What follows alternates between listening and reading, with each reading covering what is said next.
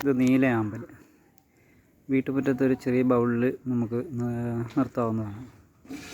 എല്ലാ ദിവസവും പൂക്കൾ വിരിയുന്നത് കൊണ്ട് കാണാൻ നല്ല ഭംഗിയാകും. ഇത് എല്ലാ ദിവസവും ഇതിനകത്ത് മുട്ടുണ്ടാകും. ഈ മുട്ട് വിരിഞ്ഞ് എല്ലാ ദിവസവും പൂക്കൾ വരും. ഇത് മനോഹരമായ പൂക്കളാണ്. ഇതിൻ്റെ തൈകൾ ഉണ്ടാകുന്നത് ഇതിൻ്റെ ഇലയുടെ സെൻറ്റർ ഭാഗത്തു നിന്ന്.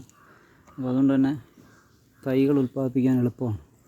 അത് ഒരു പൂ വിരിഞ്ഞ് കഴിയുമ്പോഴത്തേക്കിന് അതിൻ്റെ ഇല ചീത്തയാകും.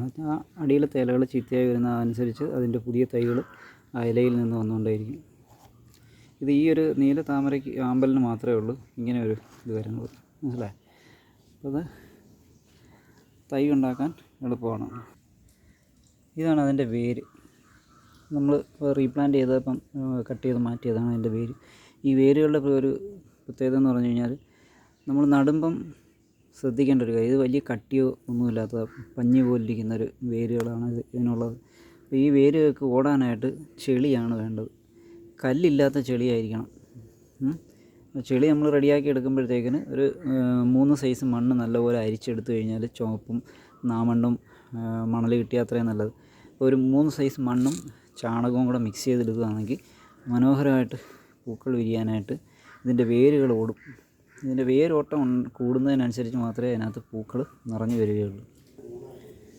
അതിൻ്റെ റീപ്ലാന്റ് ചെയ്യാനായിട്ടെടുത്ത പ്ലാന്റാണ്. അപ്പോൾ അതിൽ മുട്ട് വരുന്നതിൻ്റെ ഒരു ഭംഗിയുണ്ടാകും. ഇത്രയും ഇലകൾ വന്നു പോയത് അത് ഇലയെല്ലാം കട്ട് ചെയ്ത് കളഞ്ഞു.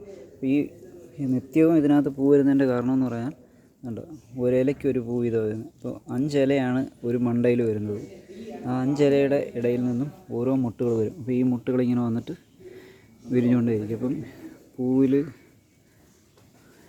ഈ ഒരു പ്ലാന്റിനകത്ത് മുട്ട് ഇങ്ങനെ കണ്ടിന്യൂ വരുന്നത് കൊണ്ട് ഇതിനകത്ത് പൂക്കൾ കുറയില്ല. ഒന്നൊഴിയാതെ പൂ ഇങ്ങനെ വന്നുകൊണ്ടേയിരിക്കും. ഓക്കെ.